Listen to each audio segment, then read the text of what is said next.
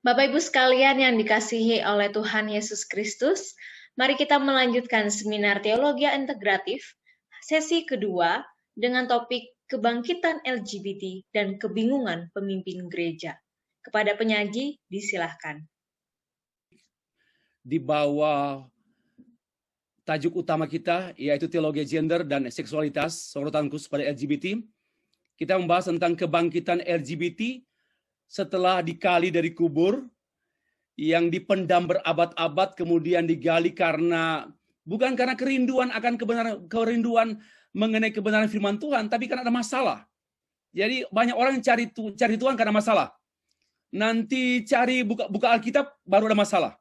Ya, inilah kelakuan yang nampak pada perilaku orang. Ada masalah LGBT baru buka Alkitab.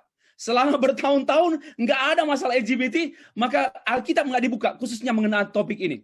Nah, setelah digali dan muncullah kebangkitan LGBT sampai dia naik ke bukit, bukit lalu dia menggelinding seperti bola salju dari atas bukit kecil dulu, kemudian makin besar, makin cepat, makin besar.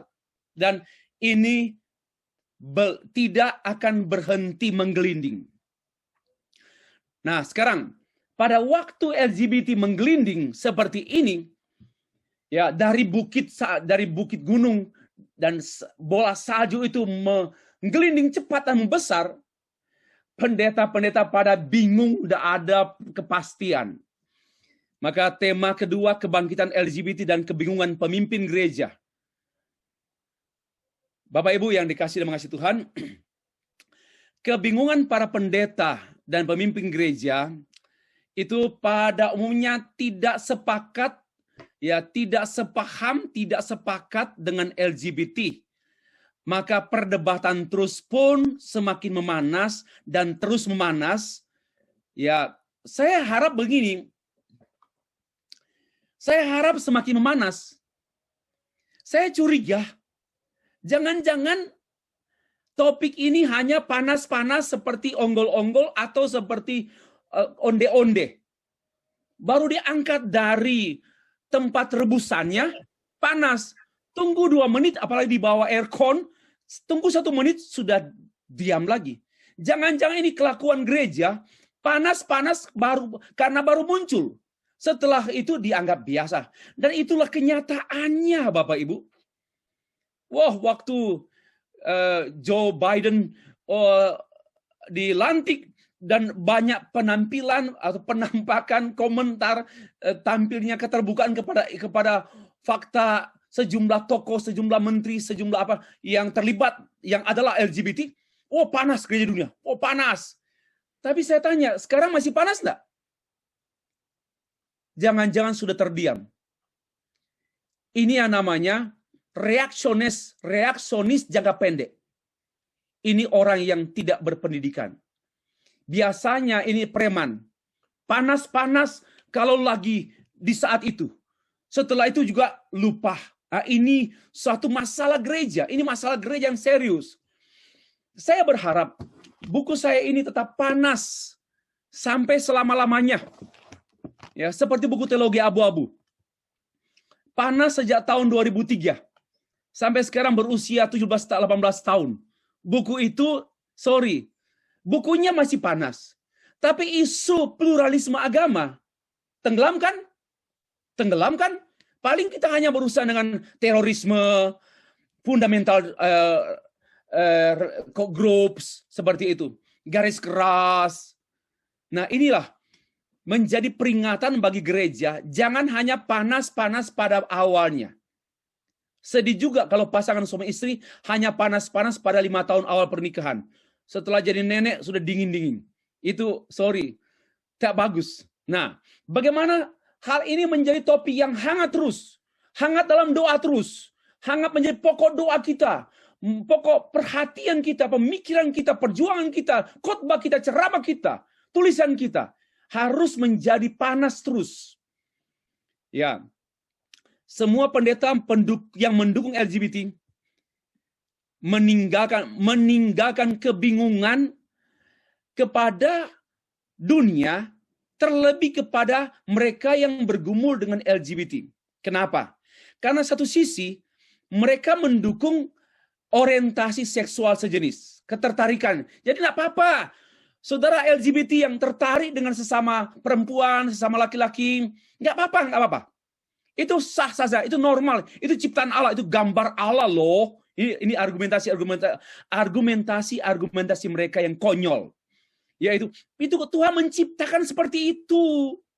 Mereka lupa membahas mengenai manusia sebelum berdosa dan manusia setelah berdosa. Mereka tidak melihat itu. Sayang, mereka mengeneralisasi. Seolah-olah nggak ada dosa dalam dunia, sehingga manusia yang memiliki kecenderungan seksualitasnya dengan sesama dianggap ciptaan Allah seperti itu. Lupa peristiwa sebelum dan sesudah jahat, peristiwa human being fell into sin. Itu persoalannya. Itu yang saya kritisi dan itu yang tidak pernah dibahas oleh PGI sekalipun dalam surat pastoral mereka. Tidak pernah menyinggung peristiwa sebelum Adam, sebelum Taman Eden dan setelah Taman Eden. Tidak bahas itu. Mereka senantiasa berkata bahwa semua manusia ciptaan Allah, segambar dengan Allah, termasuk mereka yang adalah LGBT, yang cenderungnya bahkan sudah hidup dengan sesama laki-laki bertahun-tahun, mereka ciptaan Allah. Wow, ini generalisasi penipuan. Ya, saya pikir ini penipuan hamba-hamba Tuhan. Tolong periksa Alkitab yang baik-baiklah. Ya, tolong periksa Alkitab dengan baik-baik. Ada urutannya kok. Sebelum peristiwa Eden dan sesudahnya. Sebelum peristiwa Eden memang tidak nampak. Tapi jangan lupa, setelah peristiwa Eden, muncullah orang cacat, orang banyak sekali ketimpangan, lahir dengan masalah begini. Jadi genetika juga lah. Faktor genetika, faktor environmental, lingkungan, banyak faktor. Kenapa tidak diperhatikan itu? Nah, yang saya sedihkan, mereka boleh memiliki ketertarikan seksual sejenis dengan laki-laki, perempuan laki-laki. Tetapi mereka tidak boleh menikah dengan sejenis. Tidak boleh melakukan hubungan seksual dengan sejenis. Tetapi begini, mereka tidak perlu bertobat juga, tidak perlu bertobat. Ini bahasa PGI loh. Di buku, di halaman lampiran saya sudah mencantumkan lampiran surat pastoral, surat keputusan PGI dan surat pastoral PGI atau pernyataan PGI dan surat pastoral PGI mengenai LGBT. Ada di halaman terakhir. Jadi enggak jelas sekali. Lalu mereka bilang begini, LGBT enggak perlu bertobat dan enggak perlu diobati. Karena mereka enggak berdosa dan enggak sakit. Tetapi jangan menikah. Bapak Ibu, mohon maaf. Ini satu yang sangat-sangat dualistik atau dualisme. Aneh. Argumentasinya aneh. Ini yang dan jawaban mereka. Kenapa nggak boleh menikah? Masyarakat Indonesia belum bisa menerima pernikahan sejenis. Coba jawaban seorang dokter teologi loh. Dokter teologi. Nanti referensinya Bapak Ibu tahu siapa-siapa mereka? Ada di buku saya nama-nama dan sumber-sumber yang saya ambil. Bukan sembarang mencatat nama orang, tapi sumbernya jelas. Ya, ini jawaban seorang pendeta karena masyarakat Indonesia belum bisa menerima pernikahan sejenis. Mungkin satu waktu kalau masyarakat Indonesia menerima, bolehlah. Ini pikiran apa? Pikiran SD Impres pun susah berpikir menerima hal ini. Nggak ngerti lah. Bagi saya keterlaluan, saya marah dengan segala bentuk taktik penipuan seperti ini. Karena kan dualisme, lalu yang kedua terbuka berarti. Karena konteks, berarti nanti satu waktu boleh tergantung pada keterbukaan masyarakat Indonesia. Kalau orang Indonesia sudah setuju, ya nggak apa-apa. Boleh menikah gitu loh. Kacau betul nih pendeta ini. Ya. Para pendeta pendukung LGBT membuat kaum LGBT kebingungan dan penasaran. Pasalnya, ketertarikan seksual mereka kepada sesama jenis disetujui. Ya. Namun, hubungan seksual dan pernikahan belum disetujui. Nafsu disetujui, pemenuhan nafsu dilarang. Coba, ini bagi saya ini aneh sekali pendeta-pendeta seperti ini. Nafsu disetujui, boleh kamu berhasrat, boleh kamu punya alibi, punya dorongan birahi dengan sesama jenismu, boleh. Tapi jangan melakukan hubungan ya, jangan ya.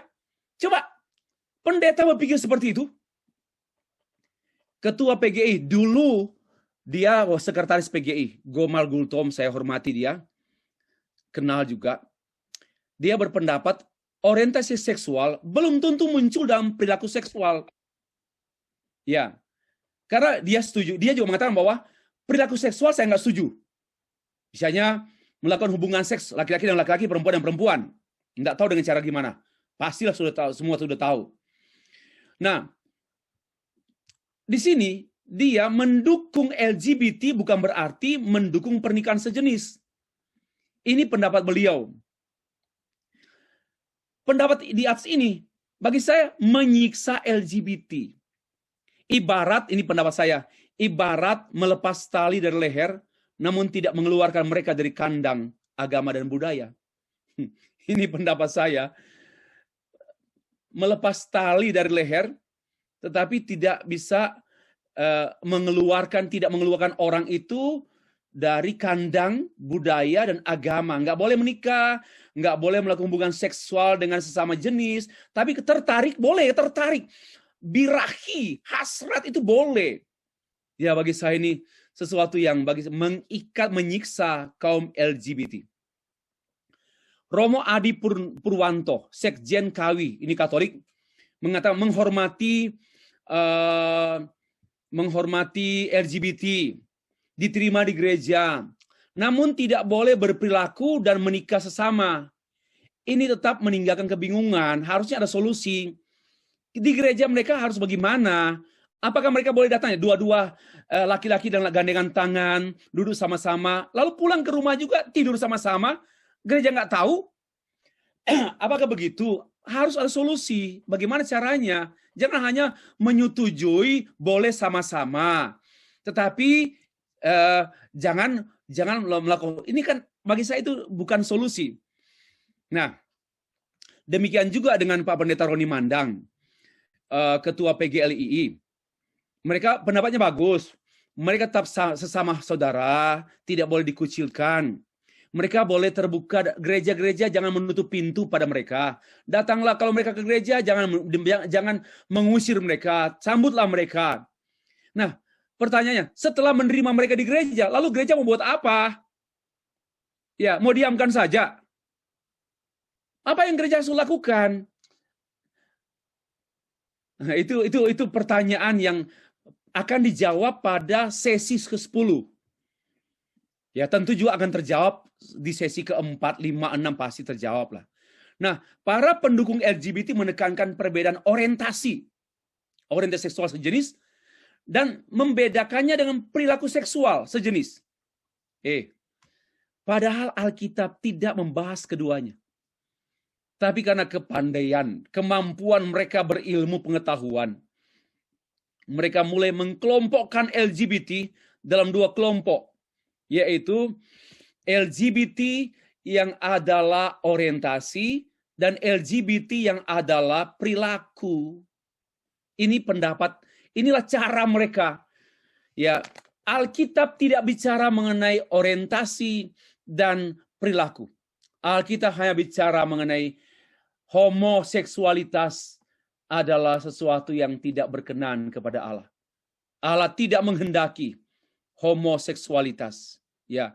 Namun para ilmuwan psikiater khususnya membuat penelitian, katanya tidak semua LGBT itu kita hukum dan kita katakan mereka adalah pelaku, tetapi juga di antara mereka adalah mereka bergumul dengan orientasi, masih berorientasi. Nah, disinilah tempat persembunyian kaum LGBT. Dengar saya baik-baik. Disinilah taktik iblis yang bisa menggunakan hasil ilmu pengetahuan untuk tempat persembunyian kaum LGBT. Bersembunyi, ya, kami kan hanya orientasi. Jadi dia senang LGBT diterima, kami orientasi. Padahal sudah hidup bersama dengan perempuan-perempuan, sesama perempuan selama sekian tahun. Tapi bersembunyi orientasi.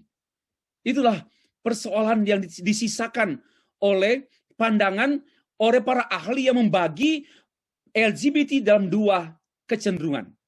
Demikian juga sedihnya perilaku bersembunyi di baliknya. Bersembunyi di balik orientasi. Di sini pula kebingungan para pendeta dan pendukungnya. Satu sisi, mereka menekankan perbedaan antara orientasi, yaitu hanya tertarik seksual dengan sesama jenis, dan membedakannya dengan perilaku yang sudah melakukan hubungan. Entah apa dengan apalah, pokoknya perempuan tidur dengan perempuan, perpelukan, berciuman, bercumbu-cumbu, pegang sana, pegang sini, baik laki-laki dan laki-laki, perempuan dengan perempuan. Lalu mereka membedakan. Tetapi sebenarnya mereka jawabannya sama, menyamakan. Yaitu, jangan memandang rendah LGBT. Loh, yang mana? Pokoknya LGBT lah. Ini menyamakan. Jangan menghakimi LGBT. Jangan jangan menegatifi LGBT. Loh, mereka menyamakan antara yang orientasi maupun yang perilaku. Inilah cara-cara mereka yang bagi saya tidak clear. Di sini pula masalah utama LGBT. Hasil temuan saya, Bapak Ibu, semua goncang-gancing LGBT letaknya di sini. Yaitu antara persamaan atau perbedaan antara orientasi seksualitas sejenis dan juga perilaku seksualitas sejenis. Ini masalah utama. Saya pelajari, oh ini masalahnya. Nah, nanti besok saya akan menjawab. Saya punya teori mengenai trinitas seksualitas. Tritunggal sexuality. Ya, apa itu? Nanti di situ solusi yang saya tawarkan kepada gereja, termasuk kepada para pendukung LGBT dan kepada para penggumul LGBT. Ya, di sini masalahnya. Kenapa? Dibuat seperti ruang yang kosong dan menimbulkan multitafsir, ya, antara orientasi dan juga perilaku. Dan sinilah letak masalahnya.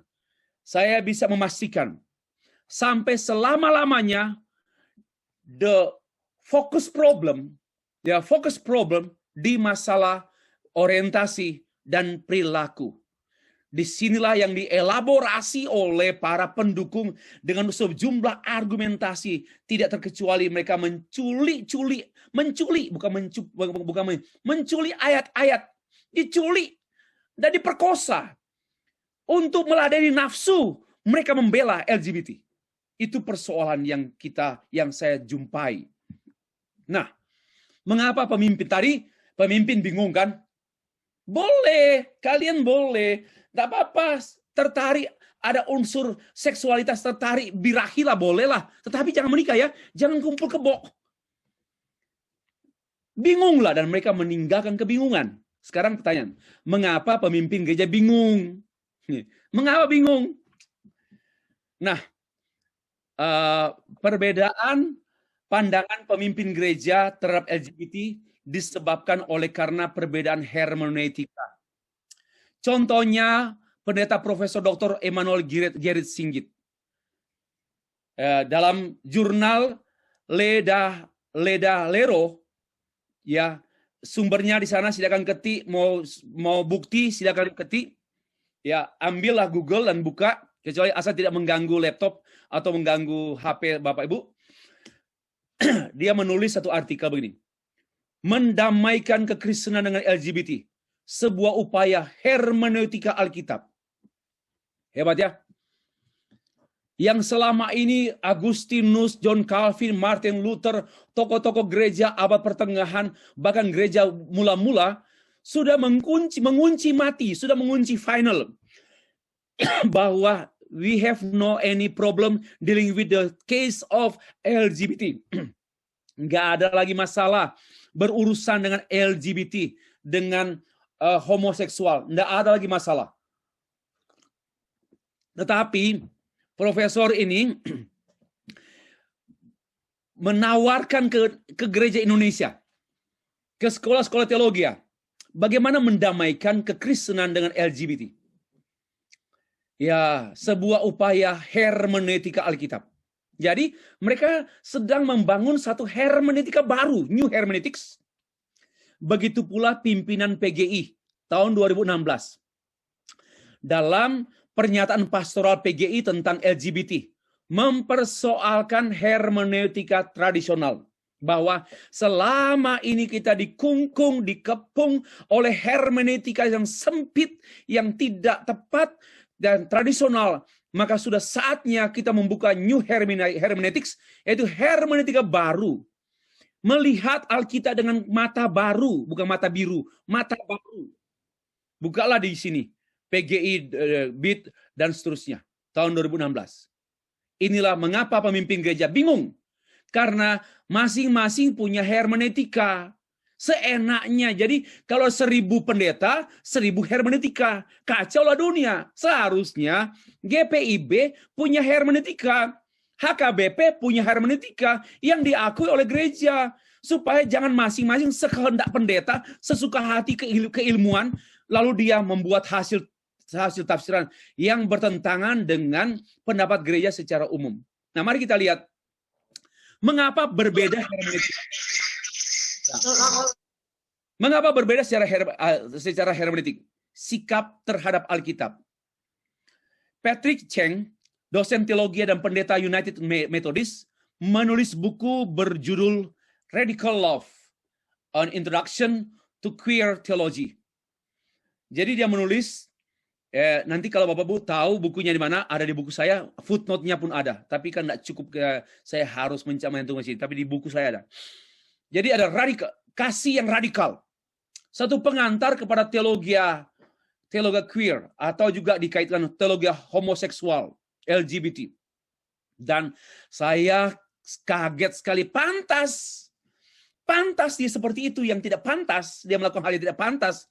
Saya baru tahu pantas dia melakukan hal yang tidak pantas. Kenapa?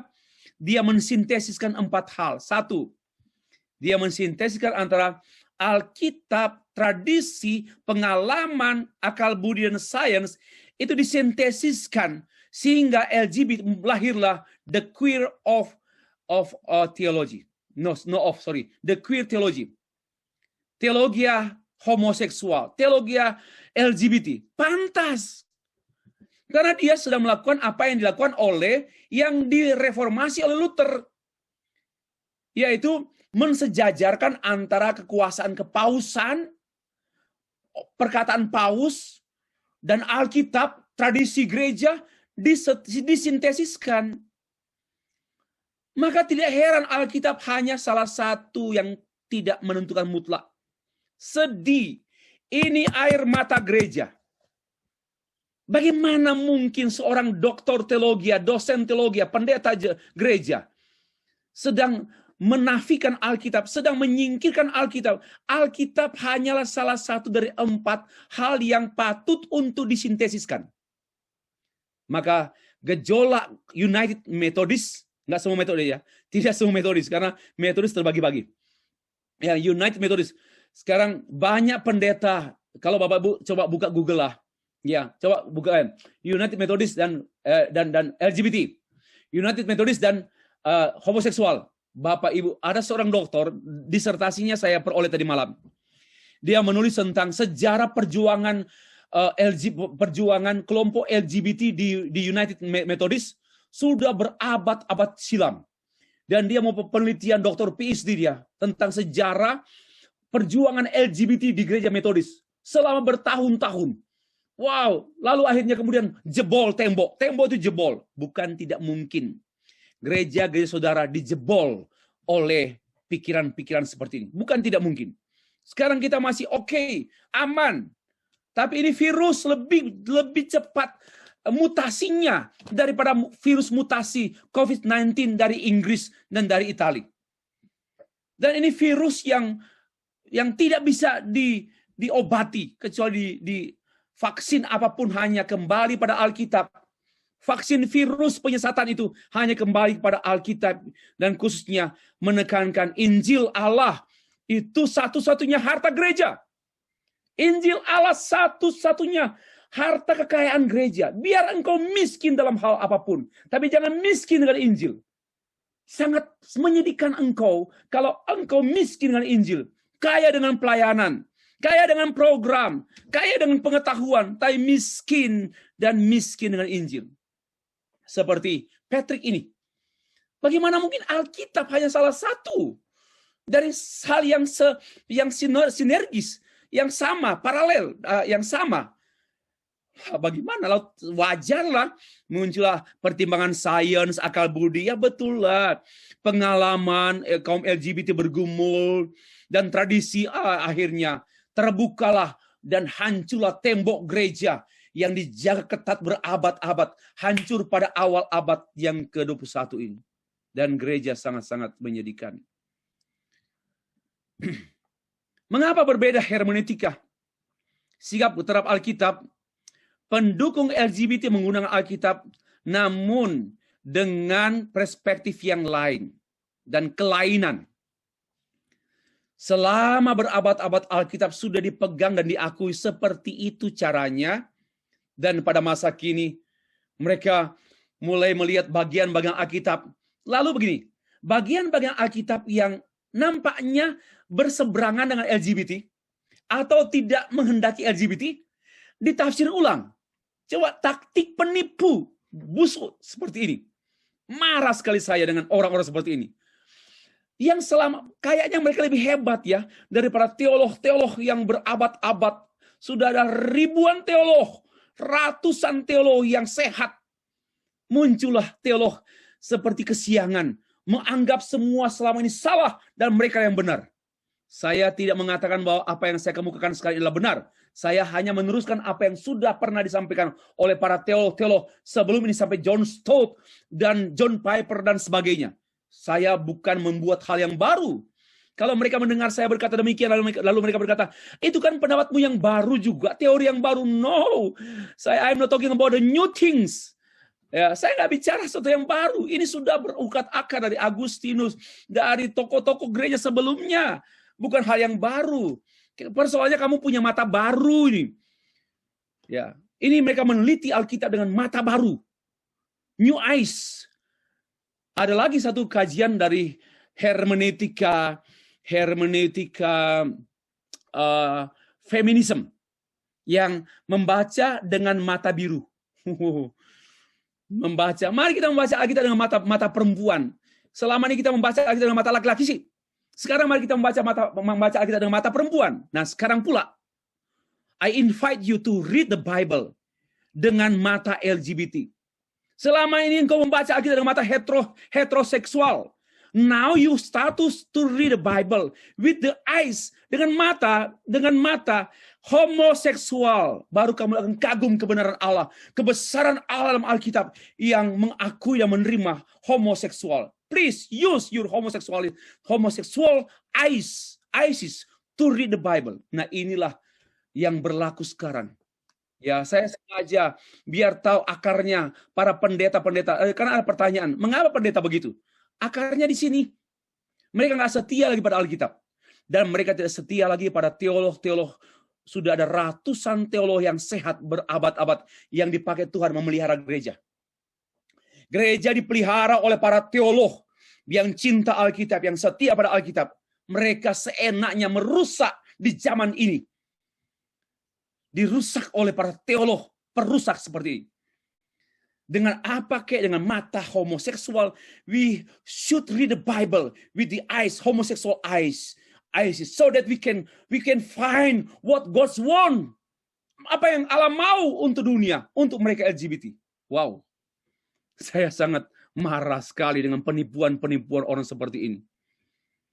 Ya, Stephen Sulaiman, seorang pendeta di Indonesia, dengan menolak inspirasi Roh Kudus, maka dia, saya sebut, menolak inspirasi Roh Kudus dalam kacamata evangelical, reformasi, reform, dan sebagainya yang sehat, yang lurus. Dia berkata demikian. Ini saya kutip dari tulisannya. Alkitab adalah karya manusia. Berisi kesaksian-kesaksian dalam konteks budaya para penulis waktu itu, di mana memang Allah ikut campur di dalamnya. Tetapi kesaksian-kesaksian itu cocok untuk orang waktu itu. Matius, Markus, Lukas, Paulus menulis waktu itu kesaksian mereka. Nah, yang kita perlu tahu itu campur tangan Allah apa di dalam Alkitab. Jadi semua tulisan dalam Alkitab itu kesaksian penulis yang memang cocok ditulis waktu itu. Yang dulu itu tidak bicara mengenai homoseksual. Juga sainsnya kan masih terbelakang. Sekarang kan sainsnya sudah maju. Iptek kan sudah maju. Sedangkan pada zaman Paulus, zaman Lukas, Matius, ipteknya kan masih di belakang. Nah, waktu itu mereka menulis tentang Alkitab yang campur tangan Allah, mereka tulis sesuai dengan konteks waktu itu. Nah, sekarang sudah berbeda. Ini ngawur betul. Inilah kesedihan kita, Bapak Ibu. Ya. Mengapa berbeda hermeneutika? Sekarang saya mau mau beritahu ulang yang sudah lama ada. Sikap reform dan injili kepada Alkitab. Yang pertama, Alkitab di atas segala-galanya. Teman-teman mahasiswa, Alkitab di atas segala-galanya. Nggak usah berdalil apapun. Karena Alkitab firman Allah, bukan tulisan manusia, bukan kesaksian manusia, bukan karya manusia. Ini karya Roh Kudus. Bukan karya Roh Kuda, karya Roh Kudus yang memakai para penulis dengan Tuhan menguduskan mereka terlebih dahulu. Lalu memakai mereka untuk menyampaikan pikiran Allah. Bukan dugaan mereka, bukan kesaksian, pikiran Allah. God's mind, God's thought, and God's thinking. Lalu dituangkan dalam tulisan oleh Roh Kudus melalui para penulis secara organis. Dan itu sumber di atas segala-galanya. Ya, kalau saudara sudah berbeda melihat Alkitab, saudara sudah sakit. Hamba Tuhan yang tidak lagi menempatkan Alkitab di atas segalanya, hamba Tuhan tersebut sedang sakit. Ya, sedang sakit dan bermasalah. Akan menularkan virus-virus pada jemaatnya. Virus yang non-biblical. Yang kedua, silakan di bawah Alkitab ada tradisi. Yaitu teologi gereja. Tradisi teologi gereja. Teologi gereja Pantekosta, Pentakosta, GBI, silakan.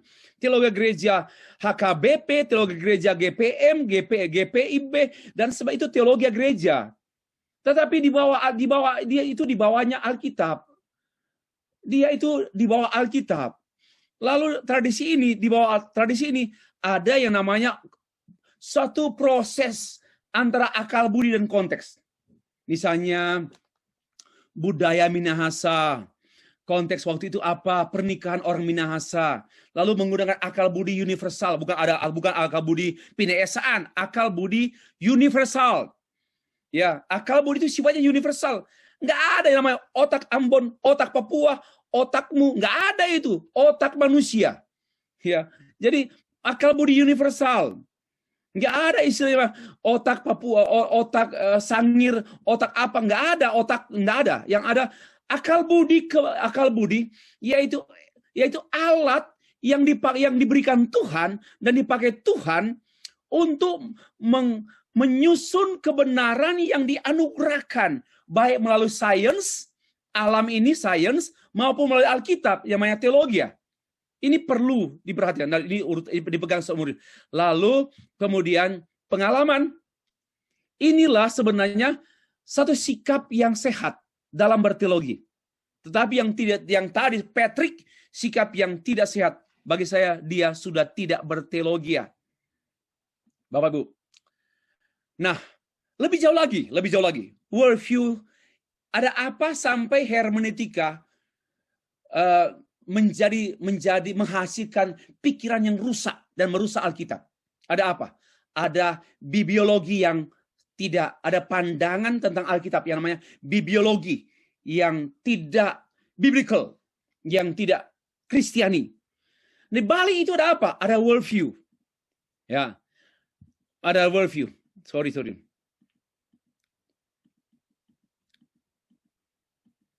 Ada worldview. Dunia ini telah berubah dan terus berubah dari era modern ke era pasca modern, ini perubahannya ini bukan perubahan sekedar perubahan perkembangan teknologi, penambahan dan perkembangan sains, oh no. Perubahannya itu perubahan yang radikal, yaitu perubahan cara pandang yang saya artikan worldview. Perubahan cara pikir, bahwa manusia sekarang dengan manusia 10 tahun yang lalu sudah berbeda. Bukan soal nggak ada handphone dulu, bukan soal itu. Cara pandang, bukan cara pikir lagi, lebih dalam lagi cara pikir, yaitu cara pandang yang namanya worldview. Bukan mindset itu dangkal. Di bawah mindset ada worldview yang sudah setnya sudah settle. Dari sanalah keluar satu cara pikir yang kemudian terungkap pada cara hidup dan tercium pada gaya hidup. Ini yang sedang ada persoalannya dunia ini, hanya meneliti gaya hidup. Tidak mengadakan penelitian terhadap cara pandang, worldview. Postmodernisme yang sekarang nampak adalah bentuk radikal dari modernisme yang belum jadi. Wah, ini kalau Bapak Ibu, gini, coba ya, seorang ibu mengandung, lalu ayahnya sudah nggak tahan, minta cepat mau peluk anak, tapi anak itu baru 5 bulan setengah, dia bilang, harus keluarkan. Coba itu gambaran saya mengenai perubahan dunia ini dari modernisme ke postmodernisme. Sama dengan seorang ayah memaksa istrinya, seorang suami memaksa istrinya untuk segera melahirkan dalam usia kandungan 5 bulan setengah. Lahirlah seorang anak yang hampir bukan anak, kelihatannya aneh. Dan itulah yang terjadi sekarang. Aneh-aneh. Terlalu banyak keanehan dalam dunia. Dalam segala hal. Membanggakan. Mengangkat seorang gay menjadi menteri biasa. Dulu aneh, sekarang super aneh. Itu namanya ultra modern, radikal. Dan itu namanya the absolute subjectivism. Wow. Saya nggak tahu mau ngomong apa ini. Saya perlu jelaskan 2 jam mengenai radikal and absolute subjectivism. Ini 2 jam, tapi di buku saya Reformasi abad 21, Teologi Reformasi abad 21 saya sudah terangkan, walaupun hanya mungkin 7 halaman. Nah, inilah yang sedang berlaku pada masa ini, Bapak Ibu. Kenapa? Karena telah terjadi perubahan dari structuralism to post-structuralism. Penafsiran, jadi cara pandang orang dulu dari strukturalisme ke post-strukturalisme. Dulu orang berpikir, apa sih omongan Soekarno itu loh? Kita harus mengerti apa maksud Soekarno. Dan apa teks 5 sila itu. Dulu kita berpikir, apa sih maksudnya? Mengapa Paulus menulis kitab Filipi itu? Ya, apa maksud si Paulus? Yang adalah maksud Tuhan. Yang terungkap pada teks Roma, kitab Roma, ini teks. Nah, itu namanya diachronik. Tapi sekarang sudah berubah. Nggak peduli apa kata, itulah pengkhotbah yang ringan, nggak mau eksegese, hanya khotbah 5 hal. 1, jangan cari hal. 2, hal-hal aja apa. Ringan sekali gitu loh. Khotbah ringan-ringan sekarang ini. Kenapa? Lebih ke reader. Nggak peduli the meaning of the text and the means of the author. Nggak peduli tentang man. Man itu artinya si author ini, si penulis ini nggak mau. Apalagi the great author, yaitu Allah, Roh Kudus. Nggak tahu. Sekarang dangkal. According to me, read. Ini sinkronik. According to me, I know the meaning of this text. According to me. Terlalu banyak. According to my testimony, according to my experience, my pengalaman saya, itulah pendangkalan gereja masa kini. Pendangkalan gereja masa kini. Karena reader oriented. ya berorientasi pada reader. Bukan lagi maka itu banyak sekarang pendeta-pendeta sekolahnya Abul Nawas. Nggak kuliah sungguh-sungguh. Nggak belajar sungguh-sungguh. Ya, bagi saya, mari kita berhenti mengkhianati gereja, mengkhianati Tuhan Yesus.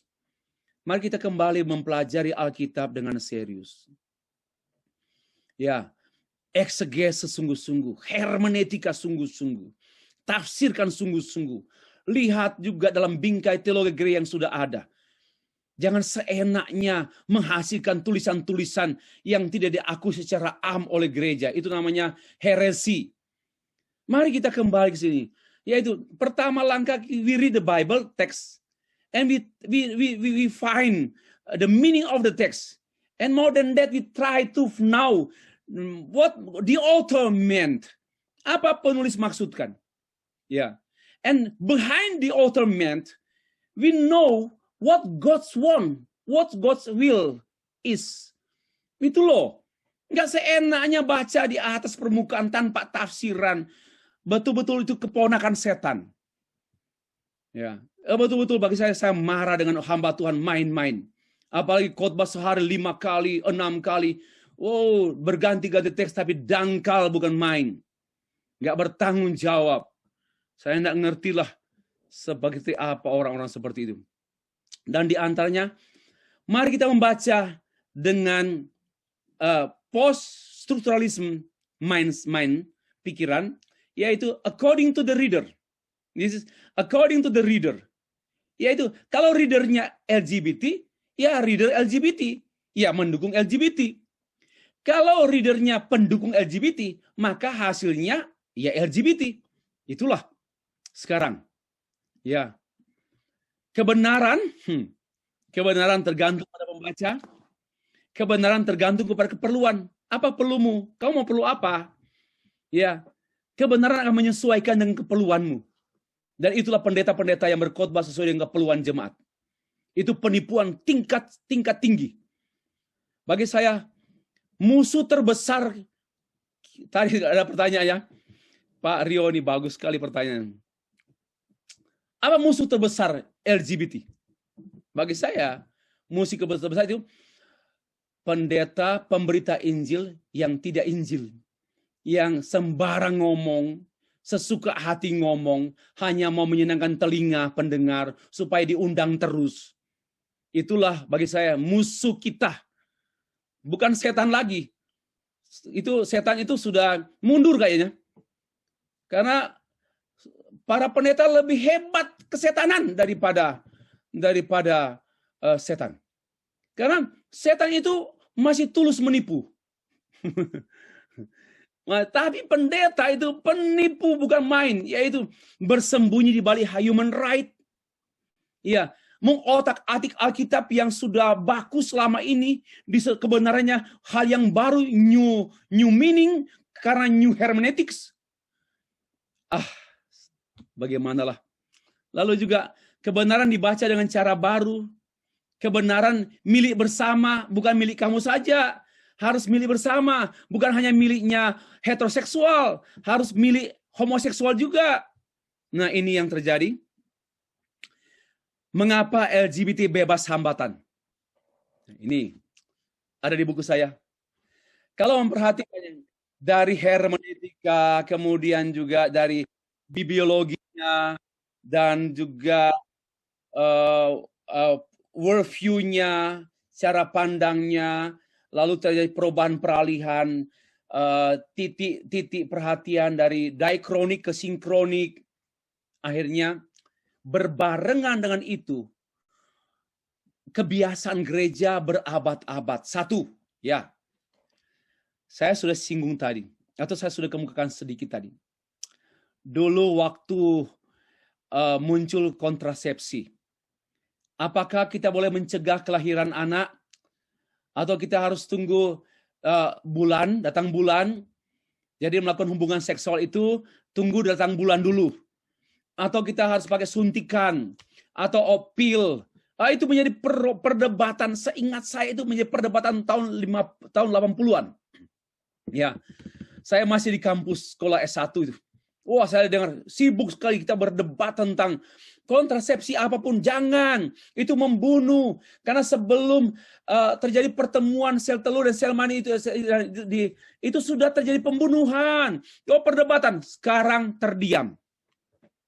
Saya tidak lagi mendengar hal ini diperguncingkan dan diperdebatkan, dipersoalkan oleh gereja pada 10-15 tahun terakhir ini.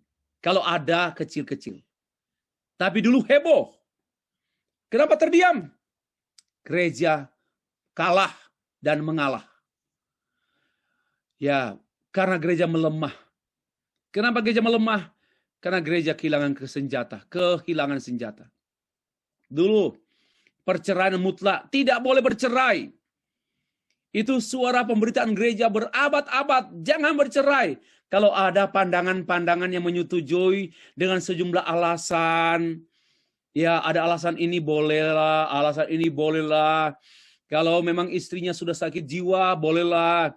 Kalau suaminya suka pukul-pukul dan membunuh, itu bolehlah bercerai. Banyak alasan. Tapi Alkitab keep silent, tidak ada alasan. Dan kemudian gereja mulai menerima perceraian. Maka itu laporan hasil penelitian George Barna. Perceraian suami istri di Amerika mencapai 26% dari anggota gereja evangelical, gereja Injili. 26% jemaatnya bercerai. Lalu dia membuat perbandingan dengan perceraian anggota-anggota yang bukan gereja, yaitu orang-orang ateis di Amerika. Hanya 20%. Berarti orang Kristen lebih kesetanan, lebih duniawi daripada orang ateis. Hasil penelitian George Barna. Bukalah Google, nggak usah buka buku saya. Buka Google George Barna dan perceraian, divorce. Bapak Ibu langsung temukan temukan sumbernya.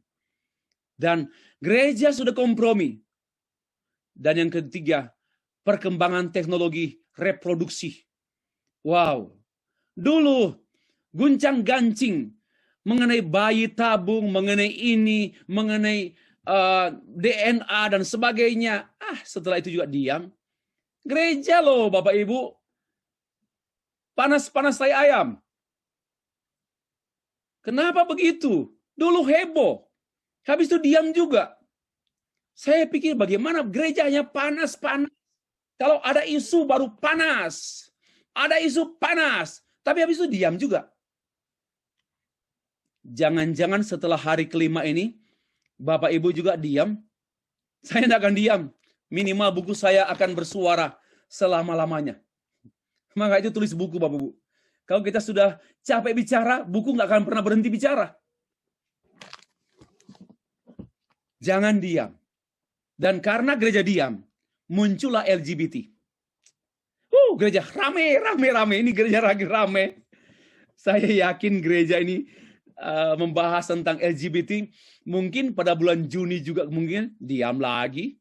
Nanti datang hal yang aneh, ribut lagi. Ada aneh, ribut lagi, habis itu diam lagi. Ini nggak boleh begini. Kebenaran itu terus diproklamasikan, jangan dikompromikan, jangan diperlemah, jangan diubah susutkan. Kohabituasi. Kumpul kebo. Dulu nggak boleh. Sekarang hasil penelitian di Amerika, 45% pernikahan berlangsung di Amerika setelah kumpul kebo. Ini gereja. Jadi setelah hubungan seksual berbulan-bulan, bertahun-tahun, rasanya cocok, dan okelah kita menikah. Dan gereja menikahkan pasangan-pasangan yang sudah kumpul-kumpul bertahun-tahun. Apa artinya? Gereja melemah. Gereja kompromis. Maka waktu LGBT muncul, ribut juga, tapi juga mulai melemah. Dan saya yakin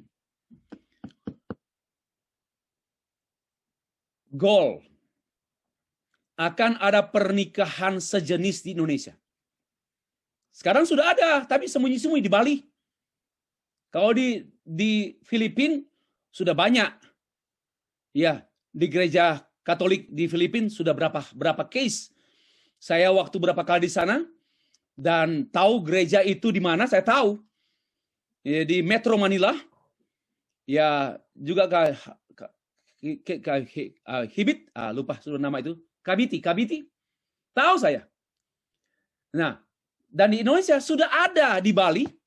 Pendeta memberkati perempuan dengan perempuan, tapi nggak diekspos. Dan saya kok menduga ya, ke depan ini akan terbiasa karena gereja akan diam juga. Karena gereja akan diam, panas-panasan gitu, habis itu diam. Ya, lalu akhirnya mereka yang bicara, dan kita hanya nonton saja hasil diamnya kita. Inilah Bapak Ibu. Gak bisa, sayangilah anak-anakmu. Jangan hanya anak kandung ya. Sayangilah anak Indonesia. Sayangilah anak Malaysia. Sayangilah anak-anak sedunia ini. What will happen dengan generasi kita yang akan datang? Sedih sekali kalau menjadi generasi yang betul-betul Sodom dan Gomora. Tegakah kita melihat cucu kita dalam praktek hidup Gomora dan Sodom dan Gomora? Beragam sikap terhadap LGBT. Dari tadi perkembangannya, bagai bola salju menggelinding makin cepat, makin besar. Bangkitnya sejumlah pandangan yang beragam. Seperti yang saya sudah ulas tadi, teologi liberal, Alkitab dilihat dengan cara baru.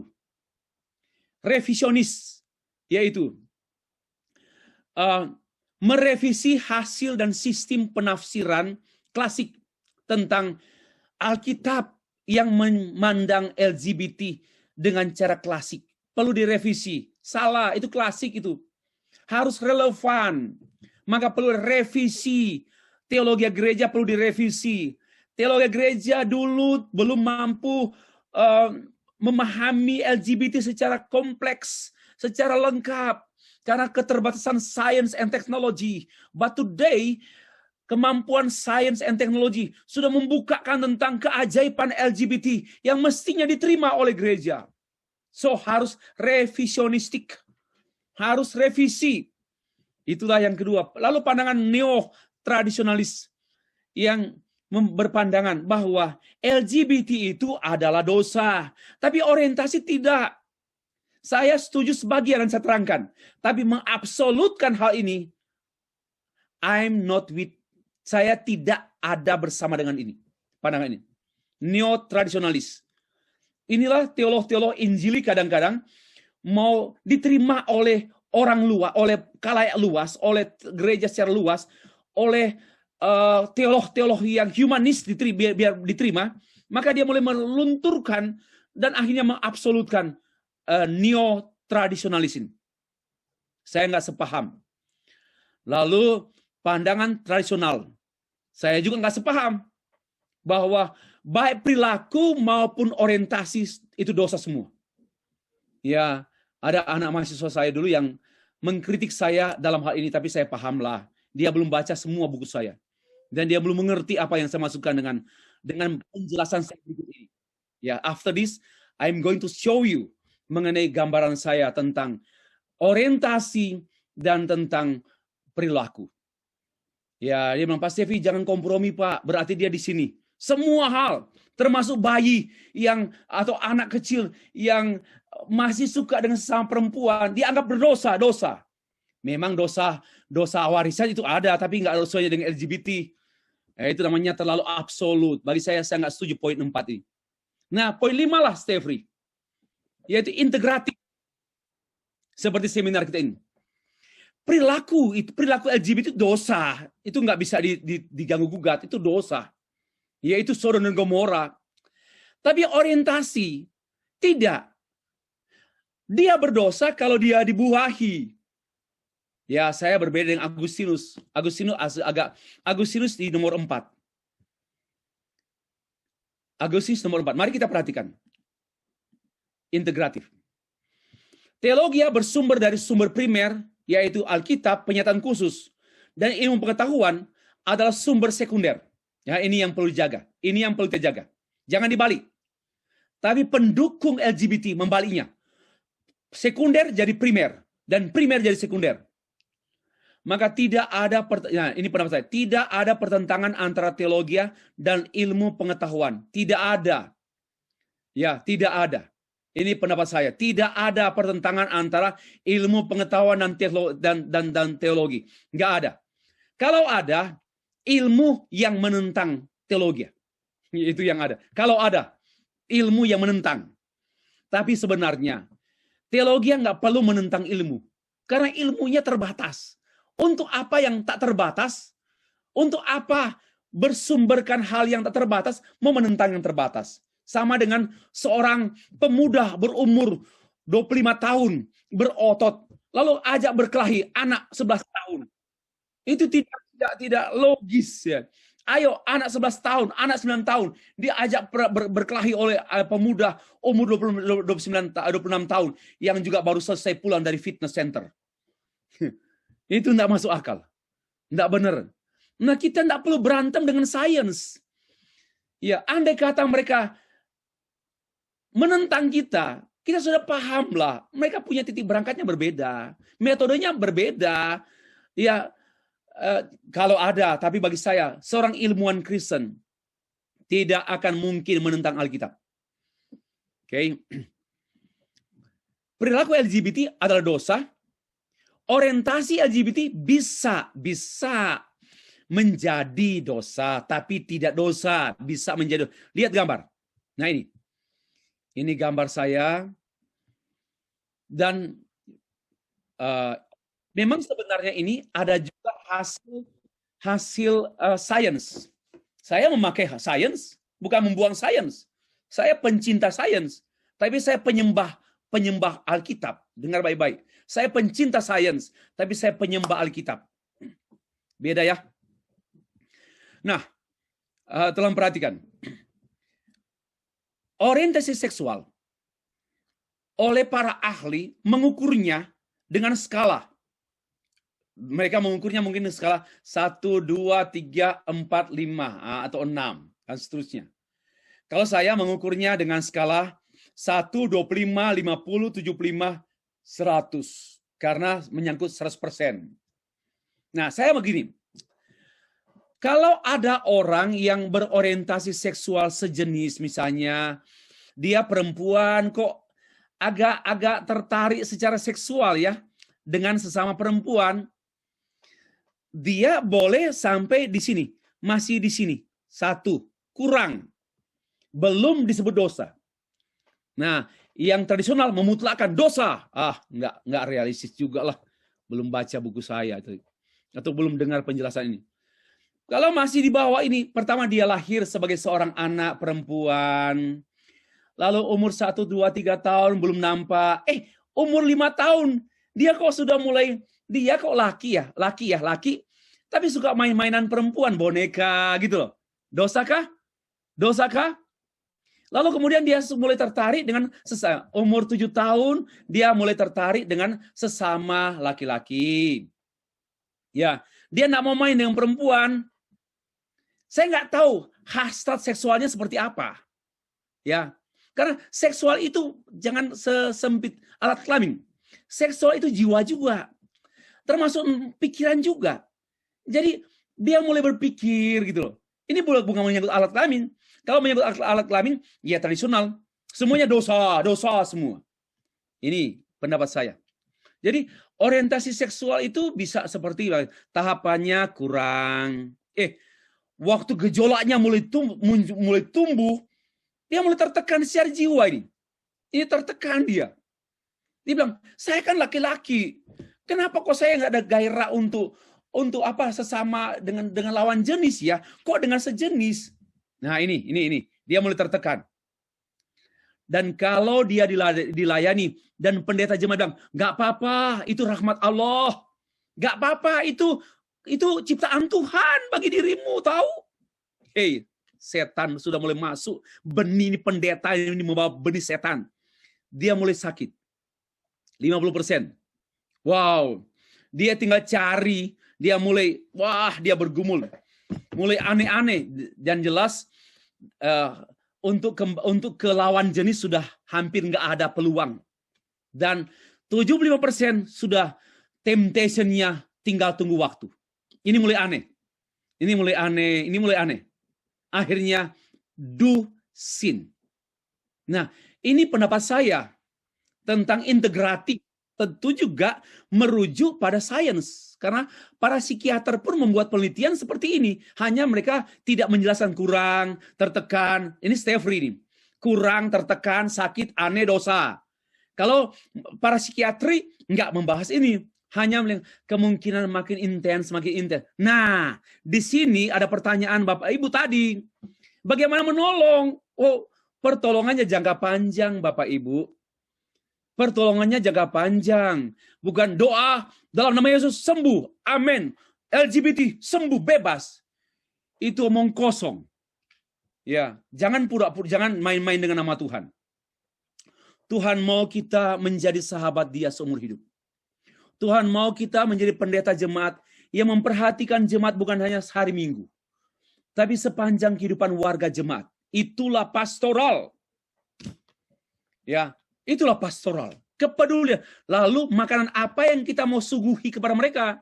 Harus Injil, makanan mereka LGBT. Makanan orang susah, makanan orang bermasalah adalah Injil. Bahkan makanan orang sehat pun Injil. Nah, saya memberikan komentar di bawah sini. Pergumulan LGBT ditarik, didorong. Jadi dua hal, ditarik oleh dirinya sendiri, dan didorong oleh lingkungan. Nah, kalau lingkungannya, ayahnya, ibunya membiarkan anak laki-laki ini diladeni dengan tetap memegang boneka, main-main boneka, pakai pakaian perempuan, nah, orang tua sudah jatuh dalam kesalahan. Ya, dia didorong oleh berapa persen? 100% mendorong dia loh. Bukan 2%. Yang mendorong dia, yang menarik dia menarik dia dari lingkungan, lalu juga dengan teman, dengan keluarga, dengan bacaan-bacaan, dengan pendeta penipu. Wow. 100%. Dengan 100%. Dan di dalam dirinya pun 100%. Dan ini sebenarnya hampir sama dengan heteroseksual. Bapak Ibu, anak remaja itu loh, gejolak mau bersetubuh kan besar sekali. Anak remaja laki dan perempuan pun ada, khususnya laki-laki, itu pun sama heteroseksual. Apalagi homoseksual, ini saya sudah jelaskan tadi. Sehingga ya, menjadi kekuatan bagi berorientasi LGBT, sehingga bertahan pada posisi kekurangan. Bagaimana kita tetap inilah. Maka saya definisikan ini. Orientasi itu masih tahap kekurangan. Bisa juga tertekan. Bisa sampai sakit loh. Ini betul-betul bisa bunuh diri loh Bapak Ibu. Dia di sini bisa bunuh diri, ini aneh. Atau pelarian. Atau dia mempunyai tidur dengan laki-laki, 4 laki-laki. Atau dengan anjing juga. Ini loh. Tolong perhatikan jeritan mereka. Jangan dibohong-bohongi lagi oleh pendeta-pendeta penipu dalam enggak apa-apa, orientasi enggak apa-apa, itu keciptaan Allah, segambar dengan Allah. Wow, Bapak Ibu, ini satu hal yang sangat-sangat merusak kemanusiaan. Ya, ini tantangan besar kita. Nah, tapi ingat, kita juga bisa, bahkan kuasa Injil dapat mengubah kaum LGBT mengalami transformasi. Sampai tetap di kekurangan, ini kuasa Injil yang mengubah, kuasa Injil yang membuat dari aneh ke sakit, dari sakit ke tertekan, dari tertekan ke kekurangan, dan tetap di sini. Ya, Bapak Ibu, tadi malam kami sempat menyaksikan bukan Andi Lau. Apa itu Andi? Tontonan Andi apa tuh? Kick Andi. Tendangan Andi. Andi menendang. Tentang 3 orang yang memang memiliki kelainan, saya bilang, atau keistimewaan. Orang bilang itu. Tapi kadang-kadang ini dunia yang bohong juga. Ya, supaya dianggap istimewa, keistimewaan. Sebenarnya, tapi juga mau anggap kekurangan enggak bagus juga ya. Tapi keistimewaan itu ada mungkin di baliknya istimewa karena mereka pelukis gitu. Wow, pelukis juara loh. Sampai Ratu Denmark atau apa minta dilukis oleh dia. Ya, seorang yang dan tidak akan sembuh. Dengar baik-baik. Tidak akan sembuh. Tetapi perhatian orang tua dan lingkungannya membuat mereka menjadi seperti yang Tuhan kehendaki dalam diri mereka. Bukan mereka kehendaki loh, Tuhan kehendaki dalam diri mereka. Inilah. Jadi saya pun percaya kuasa Injil. Tetapi para hamba Tuhan, pendeta yang memutlakan memang sudah tidak ada kemungkinan.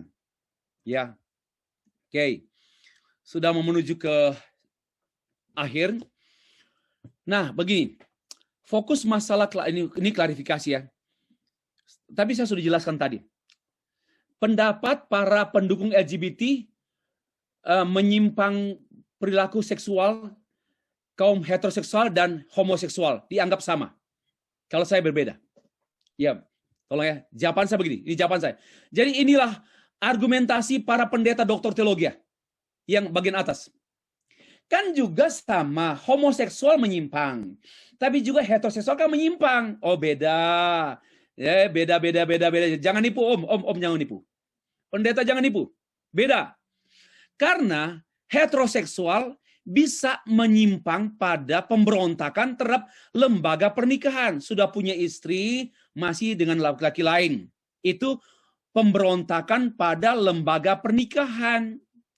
Sedangkan homoseksual dua-dua memberontak pada lembaga pernikahan dan memberontak pada lembaga penciptaan. Ya, Allah hanya menciptakan laki-laki dan perempuan. LGBT protes, pendukungnya lebih banyak, lebih kuat protes lagi. Enggak apa-apa laki-laki dan laki-laki, perempuan dan perempuan, itu bukan agenda Allah. Itu merupakan akibat daripada dosa.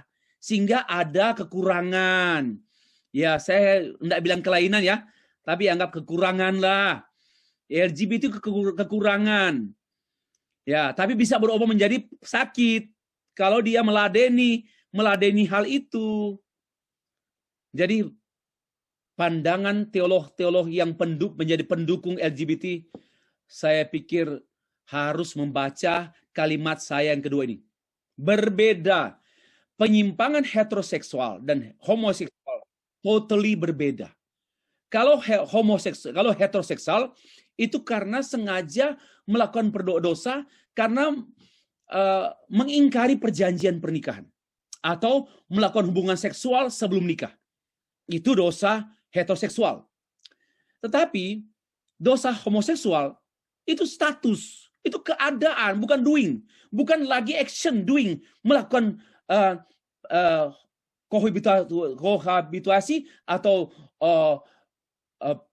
berkhianat. Bukan. Mereka dari status mereka, dari keadaan mereka.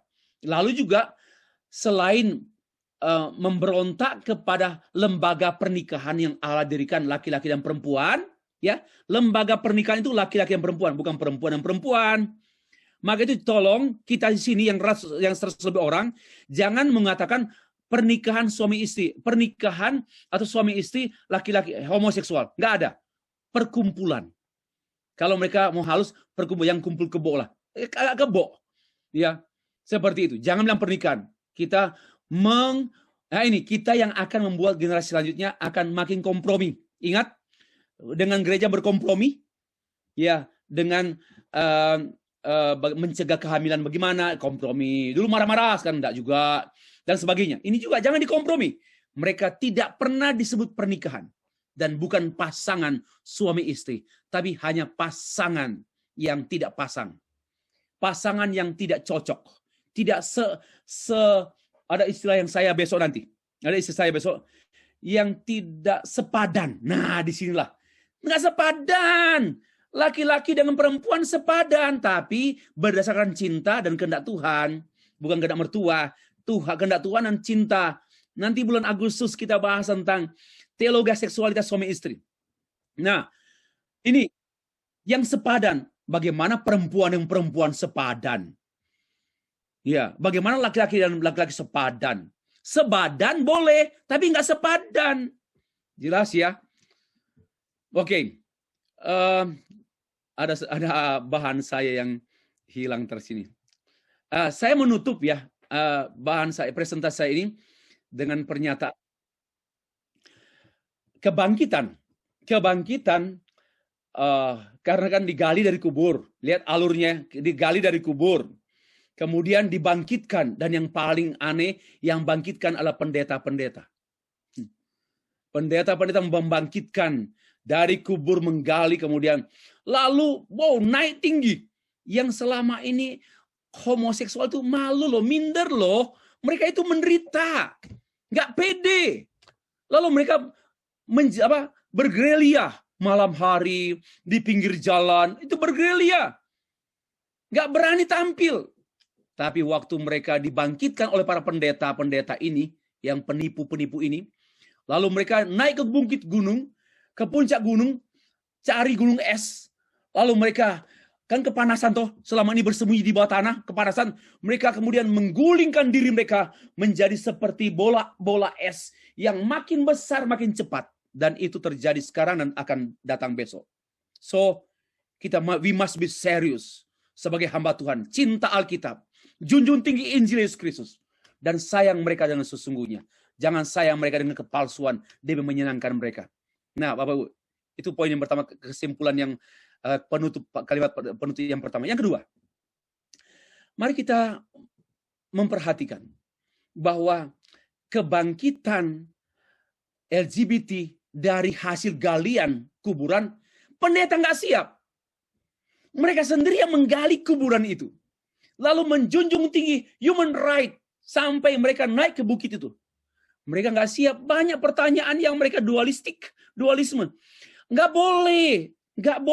Ini namanya inkonsistensi.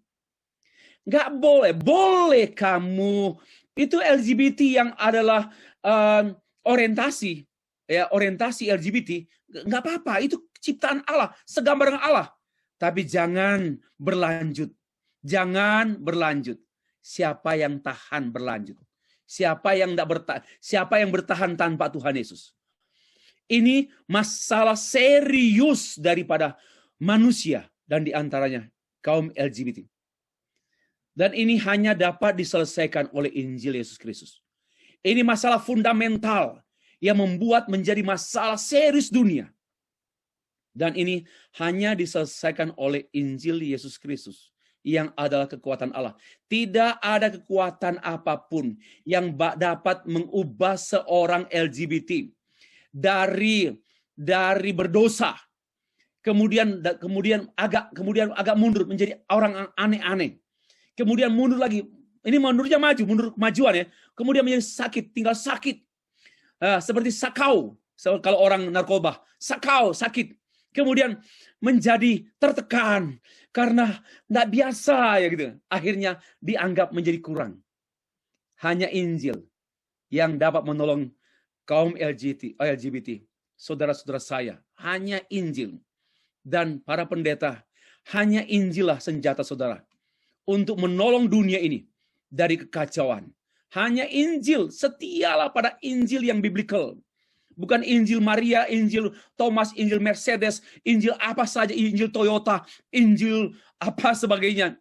Injil kemakmuran, Injil sukses, Injil kesetanan, tidak ada itu. Hanya ada Injil biblikal. Itulah kekuatan kita. Senjata hamba Tuhan dan senjata gereja yang adalah kekuatan Allah. Injil Yesus Kristus. Terima kasih, saya kembalikan kepada pemandu acara.